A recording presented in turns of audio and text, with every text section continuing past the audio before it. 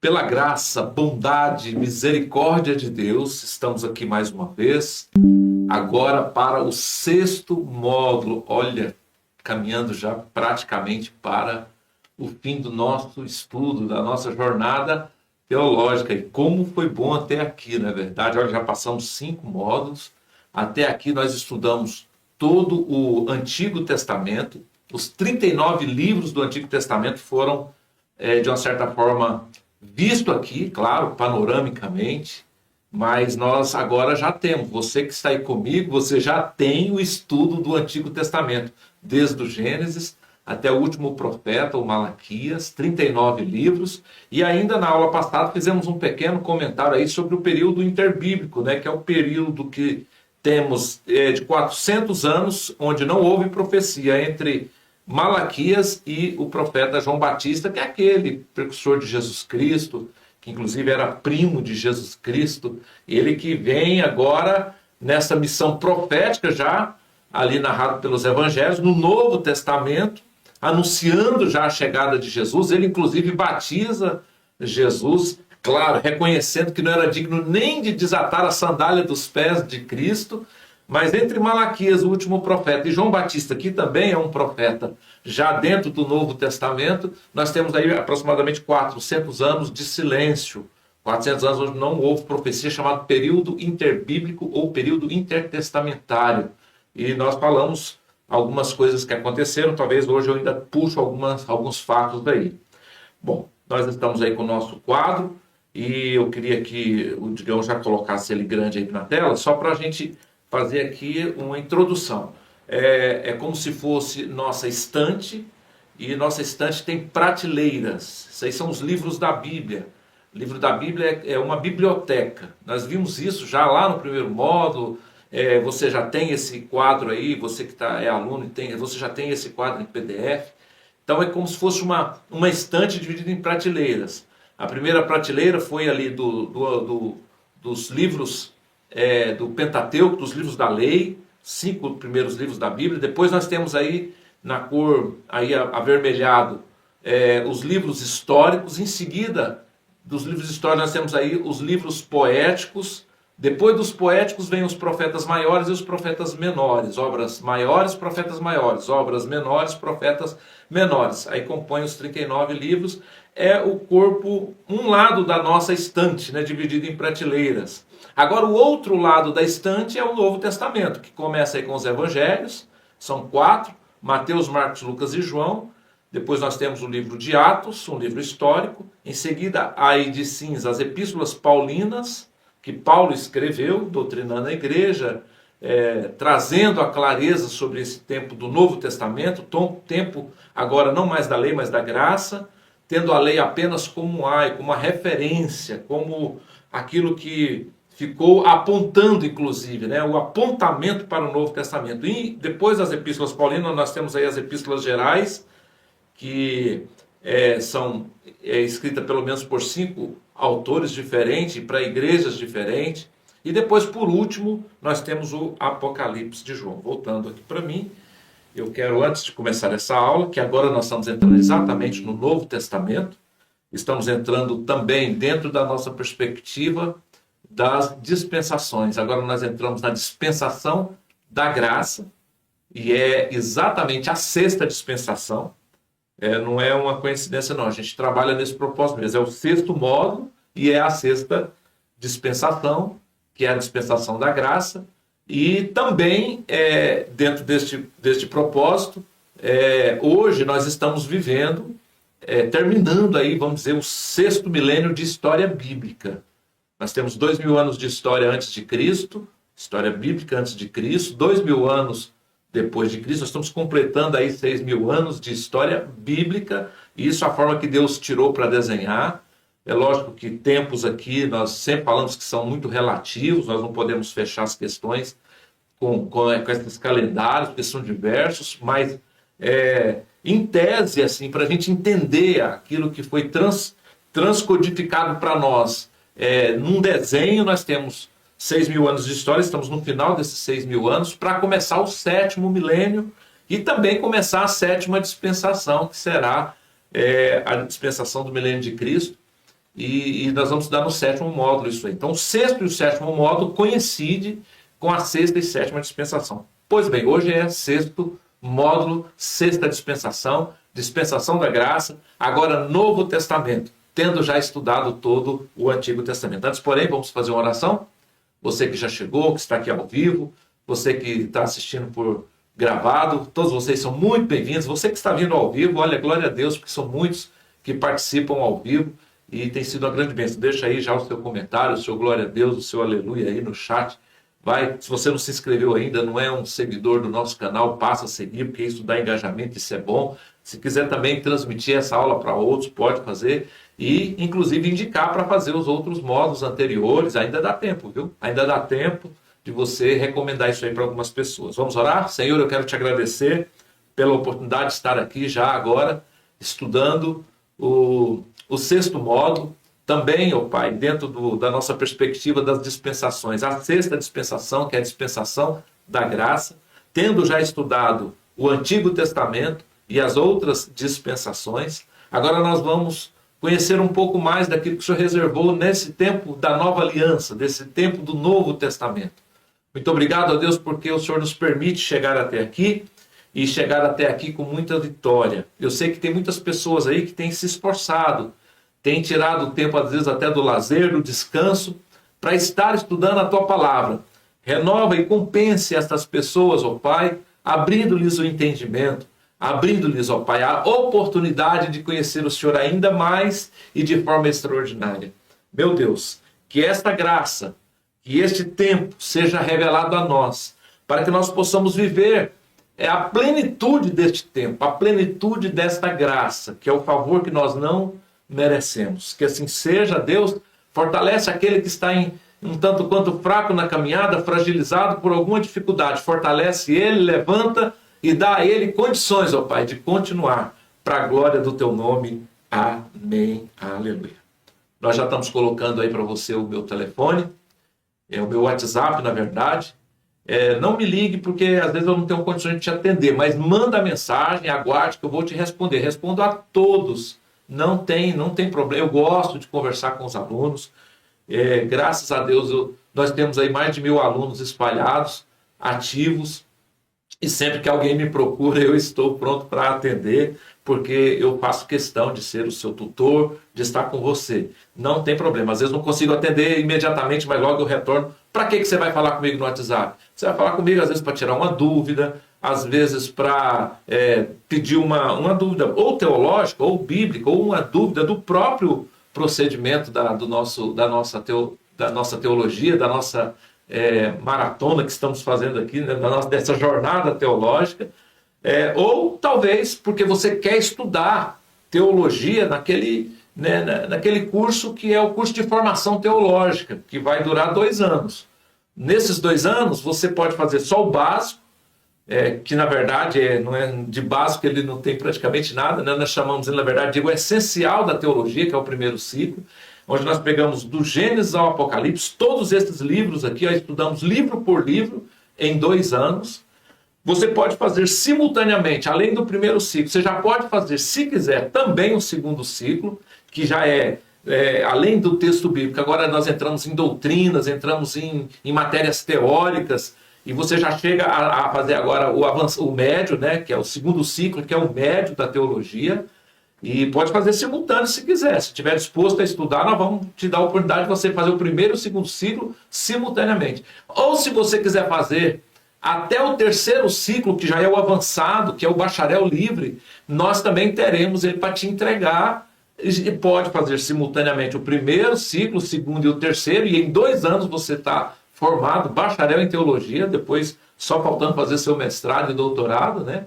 Você pode fazer o primeiro, o segundo e o terceiro ciclo simultaneamente, ou pode fazer só o primeiro, ou se você já tem o primeiro, pode fazer o segundo agora, ou se você já tem o primeiro e o segundo, quer fazer só o terceiro também, ou seja, você pode fazer os 3 ou um se você tiver habilitação para isso. Tá bom? Que Deus te abençoe. Eu te espero aí no meu WhatsApp para te passar maiores informações. Eu estou formando turmas novas agora a partir do mês de julho e pode ser de qualquer lugar do Brasil ou do mundo, viu? Nós vamos ministrá-lo aqui do estúdio, aqui de São Paulo. Eu terei algumas vagas presenciais, talvez, mas são muito poucas. mas você pode estudar à distância. Custo. O custo é só do material didático. Nós não cobramos mensalidade, não cobramos matrícula, nós cobramos o custo do material didático que você vai usar e você me procurando, eu passo isso para você de forma tranquila, tá bom? Você vai tirar um tempinho por semana e ali para estudar 1, ou 2, ou 3 ciclos e você será extremamente edificado e estará pronto aí para exercer o seu ministério. A certificação da ETAD, que é a escola mais tradicional do Brasil hoje, ele é aceito em todas as denominações evangélicas, todas as convenções das Assembleias de Deus e de outras denominações, principalmente as pentecostais, é aceito como já um diploma para você ingressar no seu chamado ministerial, chamado pastoral, na missiologia, na capelania e assim por diante, tá certo? Então é uma diplomação muito referendada. Inclusive, a ETAD não é uma faculdade, hoje ela optou não ter a chancela do MEC, porque ela é confessional, ela é apologética, defende uma linha doutrinária, né? Mas as faculdades MEC aceitam praticamente a maioria das nossas matérias já são aceitas também pelas faculdades MEC como eliminação de matéria. Eu te passo todas essas informações depois, junto aí pelo nosso WhatsApp. Bom, dito tudo isso, todos vocês já chegaram, vamos agora à nossa matéria de hoje. Vamos lá.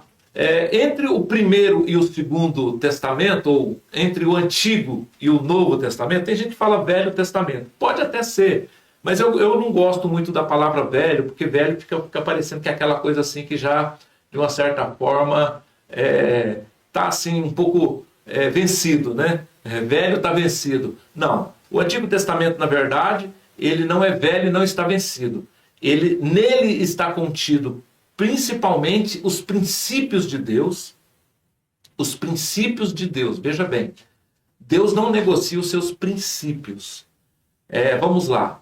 Tem gente que fala assim, mas isso aqui é coisa da lei, não é coisa da graça. Bom, se for princípio de Deus, continua sendo válido. Não matarás. É princípio de Deus. Você não vai sair aí matando ninguém, né?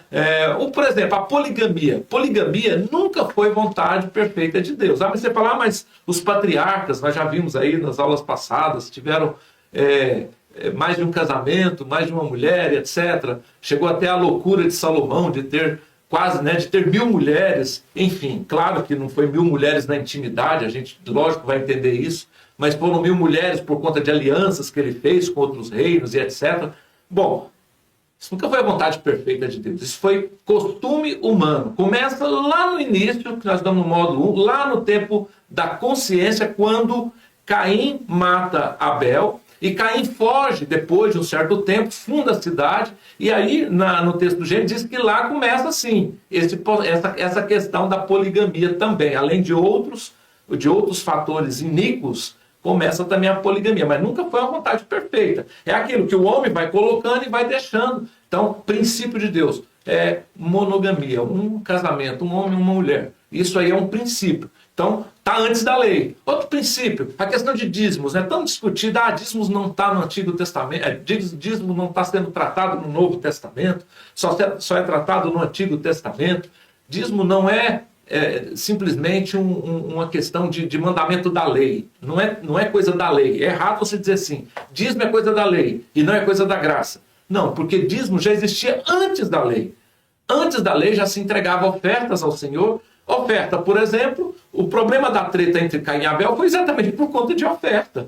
Foi por conta de um sacrifício, de uma entrega. Então já tínhamos ali. Depois nós temos, no período, iniciando o período já do governo humano, Noé, quando sai da arca, ele oferece sacrifício ao Senhor, ele entrega sacrifício. Depois, quando entra, aí no tempo já da promessa, em Abraão. Abraão, ele vai para uma guerra, ele ganha lá essa guerra de 5 reis diferentes, ele traz as riquezas daquela guerra. A primeira coisa que ele faz, ele procura um sacerdote chamado Melquisedeque, lá na cidade de Salém, que esse sacerdote, ele era rei de Salém, e aí o texto do Gênesis diz que ele devolve, ele entrega dízimos também para este sacerdote, ou seja, isso muito antes da lei, pelo menos 500 anos antes de Moisés, é o tempo de Abraão, já tinha. Então é princípio é algo que você não precisa lutar contra ele. Então, o Antigo Testamento, nele tem a lei, mas nele está principalmente, intrinsecamente ligado nesse Antigo Testamento, além da lei, está também os princípios. Amar a Deus sobre todas as coisas e ao seu próximo como a ti mesmo. Isso aí é princípio de Deus, não é? Agora eu vou, no fim da lei é Cristo, eu não vou mais amar, eu vou matar, eu vou, enfim, os 10 mandamentos para mim estão anulados. Não, não é isso. A questão é que lá na lei, a lei indicava ao homem uma conduta de salvação, uma conduta para remissão de pecados. Tanto é que tinha que sacrificar um animal, tinha que, dentro da lei das 10 mandamentos, 613 ordenanças, que são esse aí, todo a atlas, o portfólio, né? O cardápio, o checklist da lei, são 10 mandamentos, 613 ordenanças que estão lá no Pentateuco, no livro do Êxodo, como eu já passei para vocês, Êxodo, Números, Levítico e Deuteronômio, está tudo isso lá.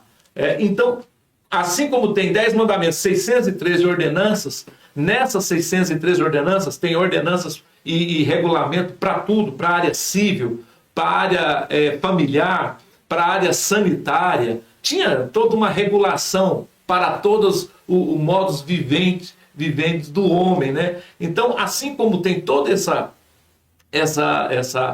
orientação do Senhor ali, nós temos também a orientação da expiação de pecados, da remissão de pecados, matar-se animais e sacrificar o animal. Por quê? Porque sem derramamento de sangue não haveria remissão de pecados. Pois bem, lá em Adão, quando Adão e Eva eles pecam contra o Senhor no pecado original, Deus sacrifica um animal e tira o couro daquele animal para fazer roupas. Por quê? Porque eles se sentiram envergonhados, porque se viram nu. É lógico que aí também tem, pode ser literal, mas tem também uma figura de linguagem para nós entendermos que o pecado deixa a gente nu. E então, quando há aquele sacrifício daquele animal que o Senhor, Deus mesmo, fez toda essa operação, esse procedimento, e cobre a nudez, já era indicando para Cristo, porque Cristo foi o Cordeiro sem mancha, porque assim tinha que ser. Antes da lei já faziam isso, depois vem a lei, regulamenta isso, nos 10 mandamentos, 603 ordenanças, eu estou repetindo isso bastante vezes para você, até porque isso aí pode ser te perguntado muitas vezes no decorrer da sua vida, e ali já tinha uma indicação, porque tinha que ser sem mancha. Jesus é esse Cordeiro de Deus sem mancha, que tira o pecado do mundo, que foi sacrificado uma vez por todas, para que não precisasse mais aquele rito de animais ali, de sacrifício, para ele mesmo se sacrificou para que nós tivéssemos vida, né? Antes, nós tínhamos a Páscoa, também instituída no Antigo Testamento. Quando Jesus, na semana já que ele foi traído, na semana que ele foi levado para o Gólgota, que ele morreu, era a semana da Páscoa. Ali então ele organiza com seus discípulos para celebrar a Páscoa, que foi uma ordenança da lei, está lá também dentro daquelas ordenanças, das 613. Ele vai celebrar, mas só que ele já transforma aquele momento da Páscoa em um momento da Santa Ceia. Nós conhecemos bem como a primeira ceia. A primeira ceia que foi ministrada por Jesus, porque quando eles sentam ali, tem até um quadro muito bonito aí, um clássico da arte mundial, a grande ceia. Você vê Jesus, você vê os discípulos ali, que se tornariam seus apóstolos, e ali então ele toma o pão, dá graças, parte e diz para os discípulos: este é o meu corpo. Depois ele distribui também o fruto da vide, o vinho, e também esse representa o meu sangue. Bom, tudo isso Jesus faz como a primeira ceia. Ou seja, o Antigo Testamento era uma festa mostrando e apontando para Cristo que viria. Era uma festa, era também uma cerimônia, um memorial indicando. Ou seja, a Páscoa estava indicando para Cristo. Agora vem Cristo e fala: olha, eu sou o Cordeiro, agora vocês fazem a ceia, chamado também aí na Igreja Romana de Eucaristia, que talvez alguém esteja me assistindo aqui e entende assim. E aí, agora remetendo para Cristo. A Páscoa vem antes, a ceia vem depois. Eu estou fazendo esse paralelo para você entender Antigo e Novo Testamento. Então vem a Páscoa, agora vem a ceia. Então não podemos comemorar a Páscoa hoje? Não, muito menos do jeito que se comemoram, né? É claro que não tem nenhum problema nós comemorarmos as festas judaicas. Dentre elas, são 7 festas, dentre elas a Páscoa. Não tem problema. Não tem nada de errado nisso. Mas a ceia, ela é o mandamento para o Novo Testamento, que substitui exatamente a Páscoa.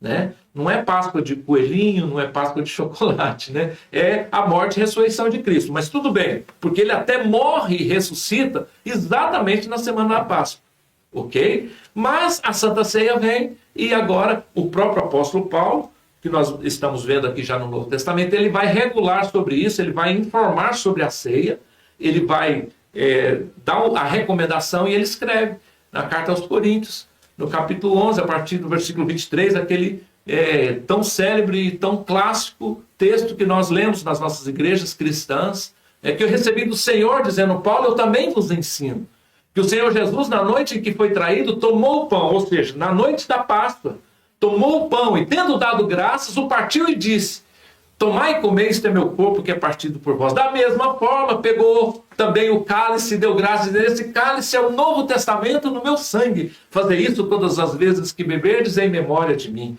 E lá ele vai e faz o seguinte: olha, participe disso até que Cristo volte.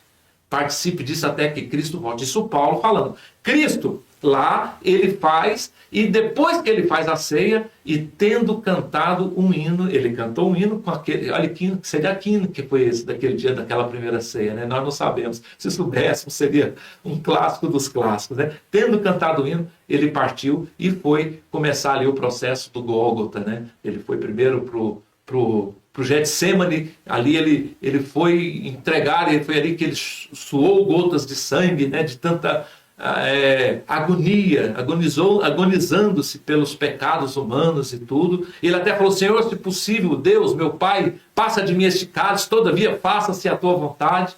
E ali todo esse episódio, quando vem os soldados romanos e prende Jesus e julga ele, um julgamento totalmente atrapalhado, um julgamento errado, falho, condena ele junto com os judeus, romanos e judeus, leva ele na cruz. Isso acontece aí numa semana só. Na sexta-feira ele morre, no domingo ele ressuscita, e nós conhecemos, e já estamos adiantando um pouco aqui daquilo que é o Novo Testamento, daquilo que é essa nova aliança. Então, é um bom entendimento. A Páscoa é mandamento. A Páscoa estava na lei, era uma coisa até Cristo, até a substituição de Cristo. Aí sim, é Cristo que substitui agora. Agora você não precisa mais matar ou sacrificar um animal para a remissão de pecados.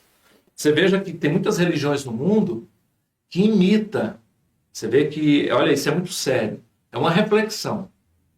Imita esse processo de remissão de pecados e para fazer coisas erradas.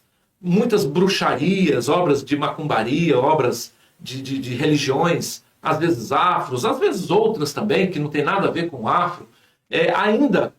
Não que eu não estou aqui condenando os africanos, nem as próprias crenças africanas, não é isso. Eu estou dizendo assim que eles utilizam algumas seitas, assim como tem seitas também em todo canto do mundo, né? Existem muitas seitas, até dentro do cristianismo existem as heresias e as seitas, mas enfim, lá nesse tipo sacrificam animais para fazer alguma obra de bruxaria, etc e tal.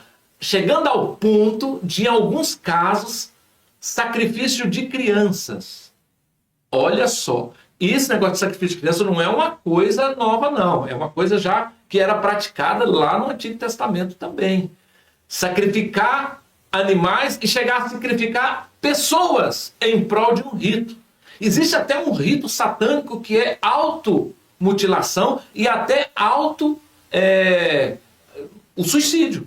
Suicídio em nome de uma salvação. Suicídios coletivos. Quantos escândalos a gente não ouviu sobre isso? Bom, Cristo veio para resolver tudo isso, porque não precisa mais desse tipo de sacrifício. Não precisa mais desse tipo de situação. É Cristo que foi uma vez por todas, e ali ele inicia, então, a sexta dispensação, a dispensação da graça. Paulo, escrevendo sobre isso, ele diz lá em Gálatas: pois o fim da lei é Cristo. Eu já disse isso para vocês praticamente em todos os modos, porque eu quero que fique gravado na sua cabeça. O fim deste processo de salvação através da lei é Cristo Jesus. Tá? Agora, tudo aquilo que é princípio de Deus na lei serve para nós. Você só não precisa de fazer aquilo que não é princípio de Deus na lei. Se questiona tantas coisas, o sétimo dia mesmo, porque no sétimo dia nós não podemos trabalhar, etc. e tal. Eu respeito, talvez tenha até alguns irmãos aqui nos assistindo que seguem essa sequência. Olha, guardar um dia para o Senhor é bíblico, é princípio. Só que dentro do cristianismo, desde os tempos da igreja primitiva, a gente percebe que o Domini, que é domingo, que vem de Domini, que é o dia do Senhor, ele talvez seja o dia mais apropriado da premissa para dedicar ao Senhor dentro do processo da graça.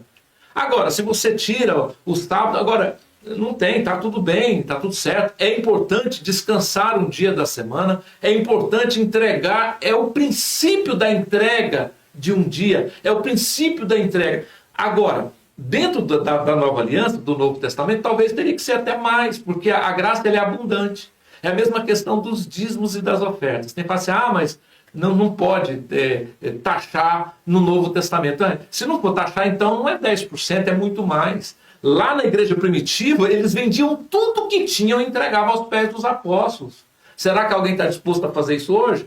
Ou seja, não é nem muito a lua, nem muito ao sol, nem muito ao céu, nem muito à terra. Para que os radicalismos? O importante é obedecer o princípio. Obedecer o princípio. É lógico que se você tem um critério, uma referência, os 10% que seja, é ótimo e nós só temos testemunho de bênção, não temos. Agora, na Nova Aliança, quando se fala de ofertas, é o tanto que o seu coração, que o seu amor pela obra e pelas pessoas vai deixar fluir. É tanto que vai fluir e você vai investir na obra de Deus, naquilo que hoje é chamado de Igreja do Senhor Jesus Cristo, na expansão dela que precisa ser financiada. Da mesma forma, é o amor que se tem que dar hoje, é o entregue, é o cuidado com as pessoas, é o zelo. Hoje eu não sirvo mais a Deus simplesmente porque tem 10 mandamentos e 613 ordenanças. Eu não sirvo a Deus simplesmente porque tem uma regra, até porque ninguém conseguiu cumprir toda a regra. Ninguém na terra conseguiu concluir com os 10 mandamentos e as 613 ordenanças, todas ticadas e resolvidas. Não existe na terra. Todos pecaram e destituídos estão da graça de Deus, diz o texto bíblico. Somente Cristo, somente a graça. Entende agora por que é que nós não... O fim da lei é Cristo e nós não podemos nos salvar através dessa lei. Ela é uma referência de princípios, mas ela não é aquilo que nos salva. Nós hoje, na graça, assim como teríamos que dar muito mais das nossas finanças, das nossas posses, do nosso amor, do nosso entendimento, do nosso serviço, assim como hoje nós teríamos que ser muito mais doadores, muito mais intrépidos, entregues do tempo da lei, assim também dentro do processo de salvação, eu não vou simplesmente cumprir 10 mandamentos ou 613 ordenanças, eu vou servir por amor. Tem uma figura de linguagem, um exemplo muito clássico lá no Antigo Testamento, que era costume das pessoas, dos servos, que tinham o direito de agora ser livres, não ser mais escravos. Vamos chamar de escravo que a gente entende melhor dentro do nosso contexto ocidental. Ele não era mais escravo, ele estava livre para viver a vida dele, mas ele gostaria de continuar servindo naquela casa ao seu senhor. Então ele era furado a sua orelha, colocado na sua orelha um brinco para dizer: este é um servo por amor. Este não é um servo mais por obrigação. Nós, no tempo da graça, somos servos do Deus Altíssimo, mas não por obrigação. Somos servos de orelha furada, ou seja, nós estamos aqui porque nós estamos com este pingente, este brinco, esta orelha furada, porque foi marcado pelo sangue de Cristo, e nós hoje servimos, somos servos do Deus Altíssimo, servimos a Ele e a sua igreja, tem que deixar bem claro isso, por amor. não por 10 mandamentos, 613 ordenanças, ou seja, tem que ter uma dedicação ainda muito, muito maior, muito mais, muito mais aplicada do que foi lá na antiga aliança. É isso aí, é muita informação, né? Pois bem, nós terminamos então, dentro desse processo, o tempo da lei, que foi a quinta dispensação, e quando vem Jesus Cristo, depois do período ali intertestamentário, que acontece uma série de coisas, nasce Jesus Cristo em que ambiente? Isso tudo está narrado nos evangelhos. Nasce num ambiente, primeiro, romano, porque o império agora é o romano. Lembra dos impérios anteriores que nós falamos nas aulas passadas? Nós tivemos antes do Império Romano, vamos falar do romano para trás. Antes do Império Romano, nós tivemos o Império dos Medos e Persas. Antes do Império Romano, nós tivemos o Império Grego. Antes do Império Grego, nós tivemos o Império Medos e Persas, que eram dois se associados lá do rei Dario e do rei Ciro, no caso, lá no tempo, já no final da vida de Daniel, quando ele vai lá na Cova dos Leões e volta. Lembra disso? Bom, antes disso, nós temos o Império Babilônico, que é exatamente o império que levou Daniel e todo o povo de Judá, né? Naquele caso ali só sobrou Judá, as duas tribos do sul, leva cativo para a Babilônia e põe lá 70 anos este povo. Antes do Império Babilônico, nós temos o Império Assírio. E antes do Império Assírio predominou ali quase todo o tempo dos profetas, nós falamos sobre isso nas aulas passadas, né? E antes disso, um grande império também da Mesopotâmia, império principalmente do Egito, que prevaleceu por muitos e muitos séculos. Então, de trás para frente, né, nós fizemos agora, lá da frente para trás, agora de trás para frente, primeiro o Egito, depois, muito para frente, nós temos já bem estudado aqui o Império Assírio, que levou cativo as 10 tribos do norte que se rebelaram, vimos isso na aula passada. Depois do Império Assírio, nós temos o Império Babilônico, que leva os remanescentes, agora que ficou só Judá, as duas tribos do sul, leva para a Babilônia, fica preso lá, eles ficam, na verdade, exilados, né? Ali por 70 anos. Depois nós temos a reconstrução de Jerusalém, no tempo de Esdras, Neemias, os últimos profetas, e aí esse povo volta, aí nós temos um império já medo-persa, já no finalzinho ali do exílio, porque inclusive foi o Ciro que assinou o decreto para que este povo voltasse do cativeiro babilônico, que já era medos e persas. Depois nós temos o Império Grego, e aí sim, chega no tempo de Jesus, Império Romano. No Império Grego acontece todo o avanço filosófico, cultural do mundo, a ponto da Grécia e o Império Grego, ele dominar toda a questão intelectual do mundo, então passou a ser um grande império, mesmo depois que ele foi sucumbido ou substituído pelo Império Romano, ele ainda tinha muito poder intelectual. A língua franca do mundo todo não era o inglês, naquele tempo era exatamente o grego, e é exatamente neste ambiente de muita cultura grega, inclusive todo o berço da filosofia está ali. Se for estudar a filosofia, você vai ver que o apogeu da filosofia ela vem ali 5 séculos antes de Cristo, até Cristo, e depois de Cristo continua. Tanto é que muitos olharam para Cristo ou para os apóstolos e para aquilo que foi escrito e eles são filósofos, simplesmente filósofos. Não é uma vã filosofia. O Paulo mesmo falou sobre isso várias vezes. Isso aqui não é uma vã filosofia, isso aqui é a vontade de Deus, é o plano de Deus para nós. Então Jesus vem nesse ambiente de cultura grega e agora um grande império econômico, administrativo, político de Roma. Ele toma, então a gente até tem aquela mistura, né? O império, o costume, ou a cultura greco-romana, porque é a mistura desse potencial intelectual, cultural, filosófico da Grécia e o poder econômico, o poder político, o poder de realizações de Roma. E veja que era tudo preparação para a chegada de Cristo, para a plenitude dos tempos que ia chegar exatamente o tempo de Cristo, o tempo da lei. O tempo da lei estava findando e ia começar o tempo da graça. Porque precisava de uma língua franca, porque o mundo todo precisava conhecer Jesus. Não era agora mais só o judeu. Olha só que preparação linda. Então vem o grego. O Novo Testamento foi todo escrito em grego já. Por quê? Porque o mundo todo precisava conhecer. Agora não era um tratamento como foi no Antigo Testamento, Deus ali tratando e falando com Israel, falando com os filhos de Abraão, e antes de Abraão, ali a história é contada, vindo dos filhos de Adão, através de Sete, os filhos benditos e etc., e os filhos abençoados em Noé, e depois vem Abraão. Não é só essa história linkada ali. Agora, o evangelho tem que ser levado a toda criatura. No evangelho de Mateus e os outros evangelhos tem a grande comissão de Cristo. Ir por todo mundo e pregar o evangelho a toda criatura. Quem crer e for batizado será salvo. E isso precisava ser comunicado. Através de quê? De uma língua que agora existia, e ela era uma língua universal, que todos entendiam, que era o grego.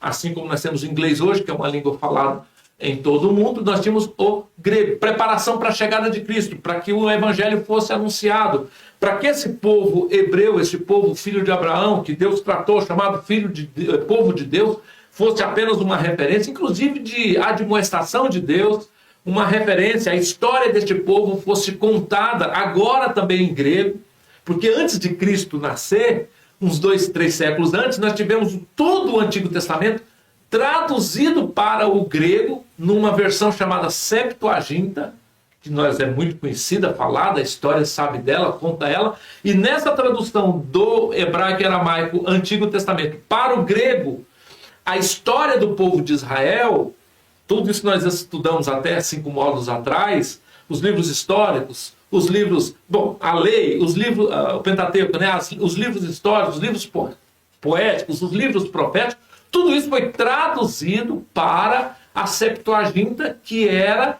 o Antigo Testamento, agora em grego. Vem o Novo Testamento todo escrito em grego, porque todo mundo precisava conhecer a história e a vontade de Deus, contada do Antigo Testamento, da história daquele povo que Deus escolheu para ser uma referência, que Deus escolheu, não, que Deus elaborou, que Deus constituiu, o Israel que Deus constituiu para ser uma referência mundial para a humanidade, e agora também comunicar a nova aliança, a chegada de Cristo, etc., no grego. E o que tem Roma com isso? Roma foi a infraestrutura. As grandes navegações pelo mundo começam ali, vêm através de Roma, as grandes estradas, para poder o quê?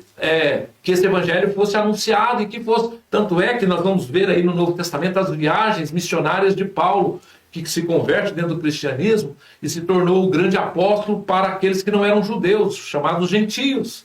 Então, a cultura grega unificando a língua e levando, às vezes a pessoa estava procurando uma vã filosofia e de repente encontrava a verdade sobre Deus através das escrituras, através exatamente dessa influência grega ou greco, e aí agora vem o romano, então vem a influência greco-romana. Roma, o poder de infraestrutura, todas as condições de infraestrutura mundiais para que o evangelho fosse levado, para que as coisas acontecessem. Tanto é que Paulo, ele vai morrer lá em Roma, lá dentro do império. Paulo, por exemplo, quando é chamado por Deus, por isso ele é chamado um grande apóstolo, ele tinha dupla cidadania, porque ele tinha nascido na cidade onde aqueles que nasciam naquela cidade e que tinham toda uma convivência com Roma, se tornavam um cidadão romano. Então ele era judeu, mas ele também era romano. Olha Deus preparando todas as coisas. E olha que Paulo, né, nesse contexto todo, foi a princípio um grande perseguidor do cristianismo. Paulo não conviveu aqueles 3 anos de ministério com Cristo, mas ele se converte aproximadamente, talvez uns 10 anos depois da morte de Cristo, e perseguindo inclusive os cristãos. Ele estava indo para matar mais cristãos, ele já tinha feito isso, e ele então tem um encontro com Jesus, e as pessoas falam que ele caiu do cavalo, né? Pode até ser, mas a Bíblia não diz isso. A Bíblia diz que ele caiu ao chão. Interpreta-se que ele caiu do cavalo, porque naquele tempo as pessoas andavam muito a cavalo, então pode ser que no caminho, mas a Bíblia não fala que ele caiu do cavalo, a gente que completa e acrescenta. Mas ele caiu por conta da luz, da claridade, né? Depois que Jesus já tinha ido ao céu, já estava lá, ele agora aparece a Paulo, e ele fala com Paulo, e ele instrui. Paulo então é discipulado por Barnabé, e tem mais, ele depois tem mais encontros com o próprio Senhor Jesus, que ele até fala que ele recebeu de Deus ou de Jesus coisas que ele não pôde nem transmitir para nós. Tamanho foi esse encontro de Paulo. E Paulo não andou com Jesus, mas ele viveu intensamente esta verdade sobre Jesus, porque Jesus se revelou a ele de forma muito intensa. Ele era um profundo defensor e guardião da lei judaica. Olha só. E agora Jesus chama ele por conta exatamente talvez dessa fidelidade dele, aquilo que ele tinha proposto fazer, da intrepidez. E agora você vai ser um anunciador, aquele que vai anunciar boas novas de salvação. Você vai anunciar agora a graça. Você foi o defensor da lei. Você conhece a lei profundamente, como Estevão, como Pedro, como vários outros apóstolos que vieram depois de Jesus. Mas, olha, Paulo, você vai ser aquele que vai trazer essa transcodificação do Antigo Testamento, do tempo da lei, agora para o tempo da graça, para o tempo da nova aliança. E Paulo foi talvez o maior de todos os doutrinadores da nova aliança, do Novo Testamento. É por isso que nós temos aí, né, o Digão vai aumentar a tela aí para mim de novo. Você veja, nós temos lá em cima, no segundo quadro aí, nós temos primeiro Mateus, Marcos, Lucas e João, contando a história do nascimento de Jesus. Do crescimento de Jesus nós não temos quase nada, a não ser aos 12 anos ele no templo, já discutindo com os doutores da lei, do Antigo Testamento, e lá estava ele, e depois ele já aparece na festa de casamento, lá em Caná da Galileia, onde ele começa a fazer os seus milagres, e ali ele já tem os seus discípulos, ele já chamou alguns ali, provavelmente naquele dia, alguns daquele dia do casamento, lá do milagre da água em vinho. Ele já estava com alguns discípulos ali, e ele então já começa a formar esses discípulos e trabalhar, e ele fica aproximadamente 3 anos trabalhando até e ministrando, e aí fazendo milagres, sinais, prodígios. Tudo isso está contado em Mateus, Marcos, Lucas e João, cada um de uma ótica diferente. Mateus traz Jesus como filho do rei, e fala expressamente para judeus. Judeus queriam muito um rei. E aí Mateus, que era um judeu, um dos discípulos de Jesus, que andou com Jesus, traz Jesus agora como um rei. E ele é apresentado, só que este rei entra em Jerusalém montado num jumentinho. Aí o judeu fala, não, um rei montado num jumentinho não é aquele que vai assentar no trono de Davi. Vocês lembram que Israel está sem trono, o trono de Davi nunca mais foi substituído depois do cativeiro babilônico? Pois é, eles esperavam que Jesus ia ser esse grande rei que ia restabelecer tudo.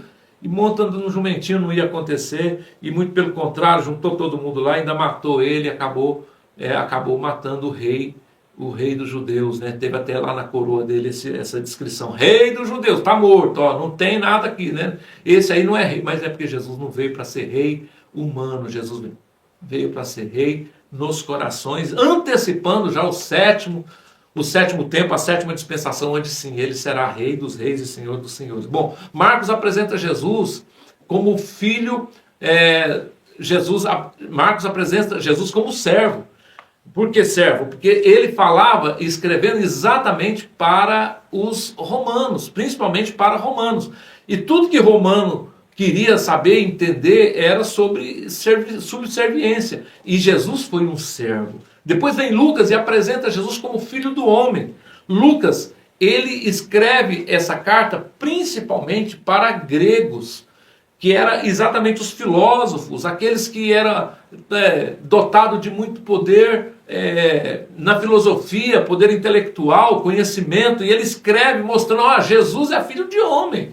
A filosofia é o quê? Amor ao saber humano. Então Lucas vem apresentando Jesus aos romanos e com essa performance de Jesus como filho do homem, porque ele foi filho do homem. Agora vem João. João escreve as cartas, essa carta de João é uma carta universal, porque Deus amou o mundo de tal maneira, João 3,16, que deu seu Filho unigênito. Ele apresenta Jesus não para um segmento, mas para o mundo inteiro, e ele não apresenta Jesus mais nem como filho do homem, nem como servo, nem como rei. Ele apresenta ele como filho de Deus, o próprio Deus. Tanto ele começa dizendo, olha, no princípio era o verbo era Deus, e o verbo estava com Deus, tudo que foi feito por ele, nada que se fez sem ele, e ele já começa escrevendo assim.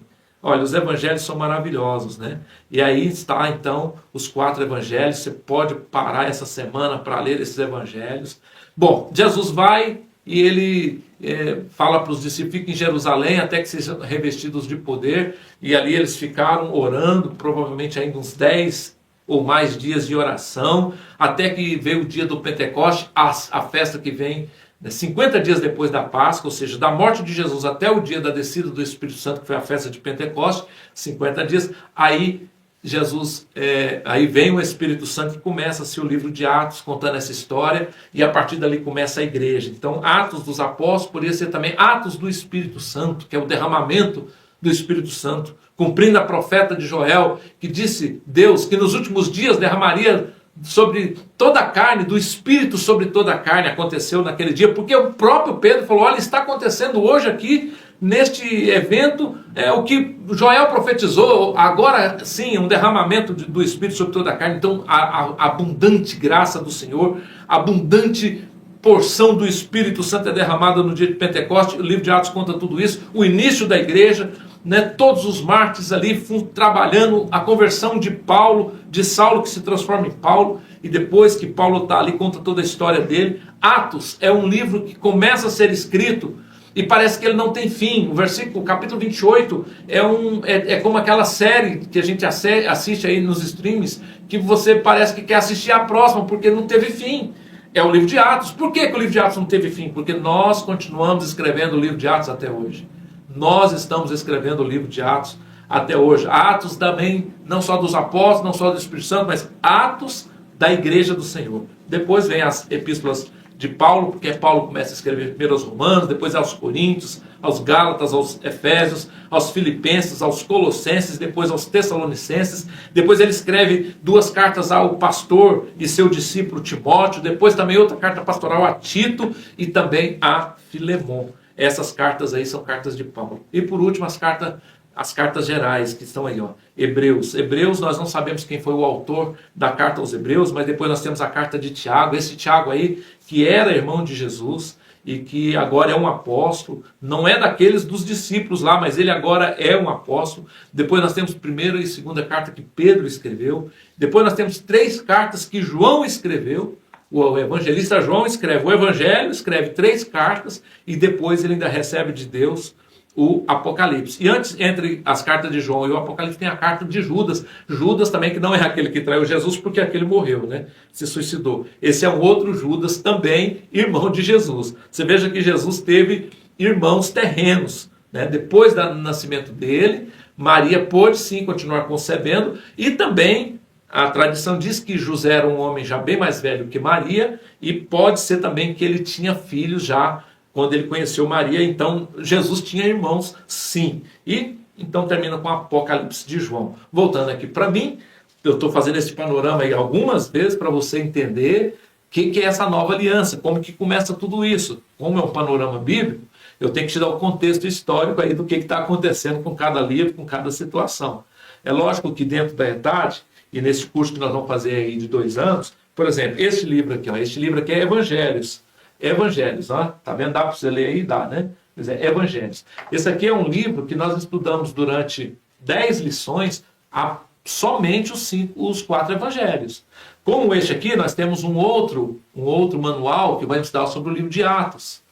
Como depois nós temos as cartas paulinas, como são 13 cartas, nós temos 3 livros diferentes, 3 modos, Paulinas 1, 2 e 3, estudando as cartas paulinas. Depois nós temos um outro livro das Epístolas Gerais, né? Um outro livro desse, Epístolas Gerais. E nós temos um livro que é Apocalipse, claro, ancorado por Daniel. Então é Daniel e Apocalipse. Nós estudamos o profeta Daniel e o Apocalipse no módulo, entendendo as coisas futuras.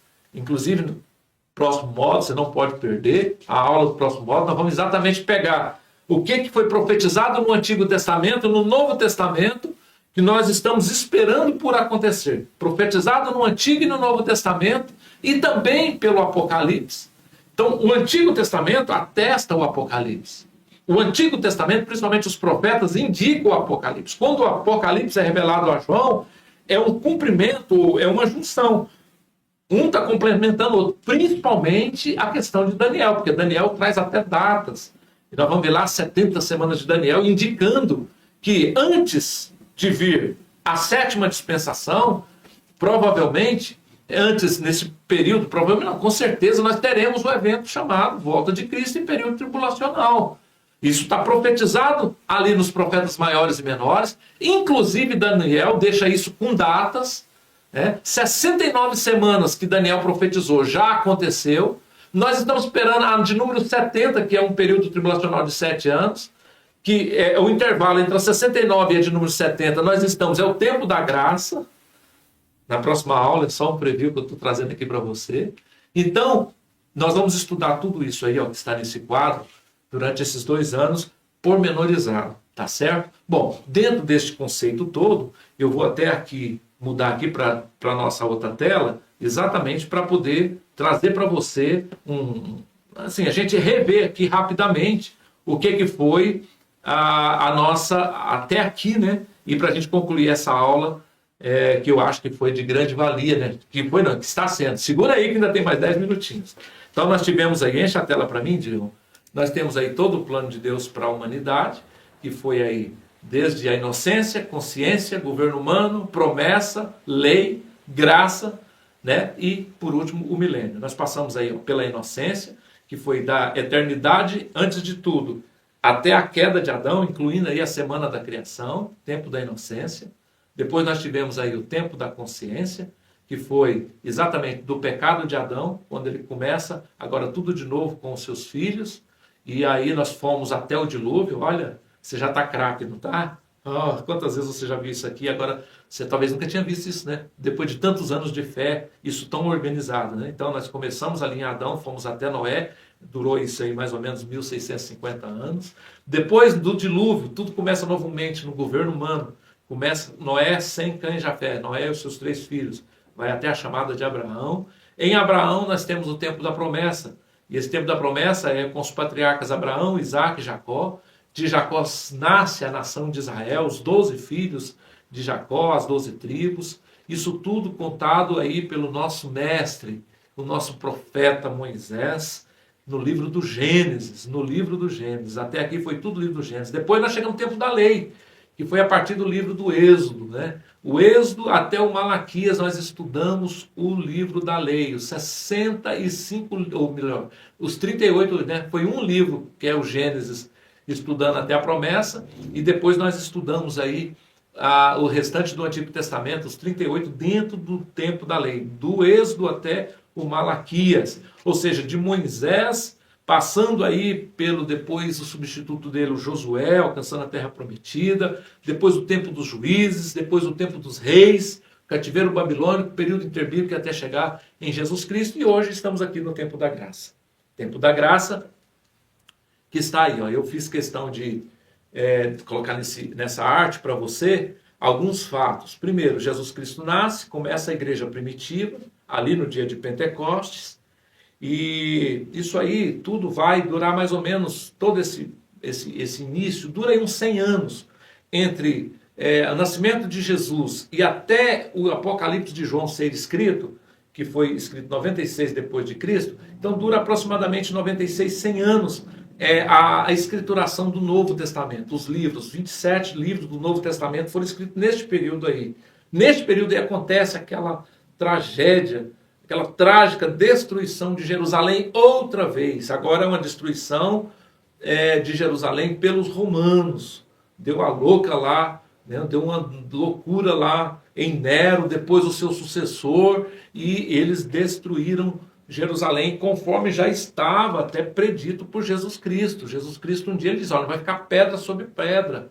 Ele falou, olha, não é aqui nesse tempo que vocês vão me adorar. Vocês vão me adorar em espírito e em verdade, porque isso aí tudo será destruído. Já tinha uma palavra profética sobre isso. Inclusive, na próxima aula, quando vamos estudar sobre Daniel e Apocalipse, a gente faz uma revisão sobre isso aqui. Porque quando Daniel fala das suas 70 semanas, e ele fala que na semana de número 69, né, ali meados daquilo ali, né, aconteceria que viria um príncipe. E naquele tempo mesmo ia acontecer todas estas coisas aí que aconteceram até a destruição do templo, e o príncipe foi Jesus Cristo. Né? Nós estamos entre a semana de número 69 e de 70, exatamente no intervalo, E isso vai acontecer daqui a pouco, quando o Senhor vier buscar a sua igreja. Então vamos lá, tem a destruição do templo. Aí depois nós temos um fato muito importante aí, ó.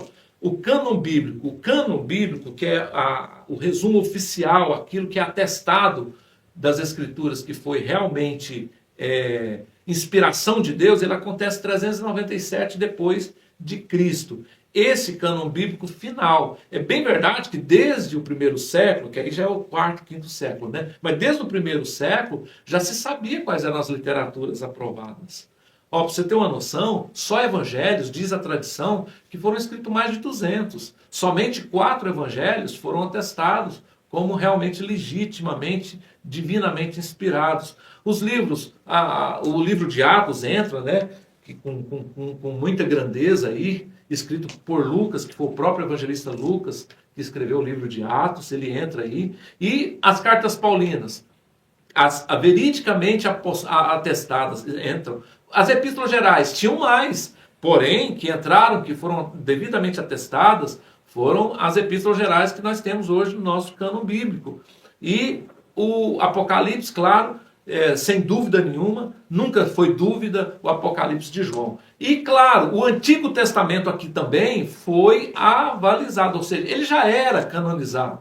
O Antigo Testamento já estava, aqui já existia o cânone do Antigo Testamento, inclusive com os livros apócrifos. E eles continuam depois como livros apócrifos, que são aqueles livros a mais que nós temos na Bíblia romana. E ele aqui, então, o cânon fecha no 66 e deixa aqueles apócrifos, quer dizer, por fora, também acrescentado a partir daí. Bom, aí é o tempo do cristianismo, o tempo que o cristianismo parou de ser perseguido, aí já no quarto século, no tempo do cânon bíblico. Até aqui houve muita perseguição a cristãos, no primeiro e segundo século mataram-se muitos cristãos. Acontece no segundo século a expulsão de todo judeu ali do território, e aquele território passa a chamar território da Palestina. Isso aconteceu 132 depois de Cristo, por um imperador terrível chamado Adriano. Esse imperador, ele foi terrível, tanto que ele pegou aquele território que era de Israel, a Judéia ali, e falou: aqui agora vai chamar Palestina, que quer dizer terra dos filisteus, arqui-inimigo de Israel. E até hoje lá é chamado, né, por alguns, e tem aquela briga colossal lá sobre a Palestina e tudo mais. É aí que surge o Estado da Palestina, ou Estado não, né? Porque até hoje ainda não é o Estado da Palestina, mas surge a Palestina exatamente aí. Só agora, né, recentemente, é que veio Israel voltar para lá. Eu estou chegando nesse ponto agorinha. Bom, 1514 não, 17, está escrito errado aí. Agora vem a reforma protestante. Isso tudo é o tempo da graça. Isso já num dia desse, né, Deus levanta Lutero. Você veja que ficou 1000 anos aí aproximadamente este fato.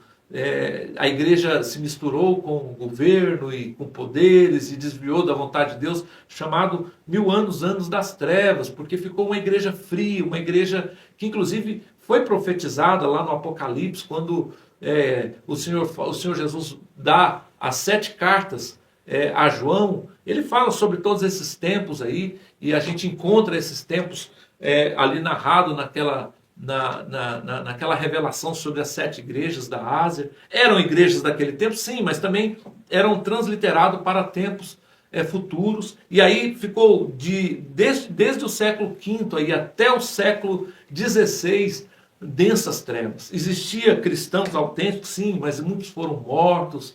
Existiam agora a própria igreja romana passou a ser uma igreja muito desviada do propósito, até que vem a reforma protestante com Martinho Lutero, depois também em seguida com Calvino, 2 grandes reformadores. E isso tem 500 anos, aproximadamente a idade do Brasil, né? Mais ou menos isso aí. A reforma protestante e a descoberta do Brasil é mais ou menos no mesmo tempo. Também a descoberta da imprensa acontece aí, exatamente porque o Senhor queria preparar para que a Bíblia fosse conhecida. Então Gutenberg cria o papel impresso e a possibilidade de multiplicar as escritas em série de uma forma muito gigantesca, como é o caso de tudo que é impresso hoje. foi descoberta no século XIV para o século XV, exatamente aí vem a imprensa. E do século XV para o século XVI vem a Reforma Protestante, e aí sim a Bíblia, que agora já era traduzida para o latim, né? Nós já tínhamos aí a versão agora em latim da Bíblia, isso acontece ali meados do tempo do cânon bíblico, lá no quinto século, a Vulgata. A Vulgata foi uma tradução tanto do Antigo Testamento como o Novo Testamento agora para o latim. O Antigo Testamento pegando como base em grego, escrito lá pela Septuaginta, e também pegando os originais. É traduzido por uma versão chamada Vulgata no ano 400 aproximadamente depois de Cristo, ou seja, 4º para 5º século.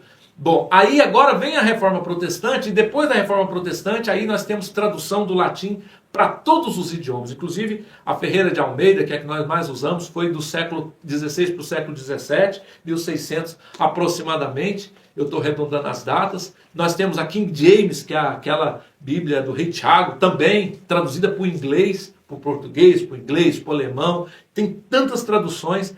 E de tal forma que hoje nós temos a Bíblia em todas as línguas praticamente, todos os dialetos, até porque o que não tinha ainda há 10 anos atrás, quando eu dava aula,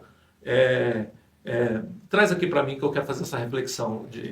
Há uns 10, 15 anos atrás, quando eu ministrava aula na sala de aula, 10, 20 anos, o que acontecia? Eu deixava claro para os alunos que ainda tinham... não me lembro o número exato, mas entre 2 e 3 mil, entre idiomas e dialetos, que não tinha conhecimento das Escrituras. Por quê? Porque não tinham sido traduzidas as Escrituras para muita gente. E aí eu ficava até atento com aquele texto bíblico que diz que o Senhor Jesus não voltaria enquanto não todos conhecessem a verdade sobre Jesus. Bom, isso há 10 anos atrás, 15 anos, eu em sala de aula, 20 anos, eu ministrava isso. Agora você imagina, hoje eu não posso falar isso mais. Porque com a inteligência artificial, todo dialeto, toda língua conhece a palavra de Deus. Isso é um sinal de Deus. E, inclusive, nós temos ela em todas as traduções. Você pega a Bíblia na tradução, pega o original em grego, em hebraico, em aramaico, e pode colocar em qualquer língua, em qualquer dialeto, em qualquer idioma, vai ter uma tradução para ela. Ou seja, essa parte nós já vencemos em questões de uma década ou menos. Isso tudo já foi superado, por quê? Porque isso também é um sinal da volta de Cristo. Voltando para o nosso quadro aí, enche a tela, para mim, olha só, 1948, aí já chegando aí mais no meio para o fim, você vai ver aí Israel como nação. O que é isso? Você lembra que Israel tinha sido desapropriado 500 anos antes de Cristo, lá, 500, 600 anos antes de Cristo, pelo cativeiro babilônico. Depois eles voltam para lá. Quando Jesus vem, eles estão lá. Jesus nasce lá, Jesus é judeu, Jesus nasce lá em Nazaré, Jesus nasce em Belém, mas ele é criado em Nazaré e tal, ali na região do norte de Israel. Tá tudo certo. Ok, tudo isso acontece ali. 132 depois de Cristo, esse povo é espalhado pelo mundo. Totalmente, eles são tirados de lá, fica lá, como diz o brasileiro e o goiano, um gato pingado, não fica quase ninguém lá.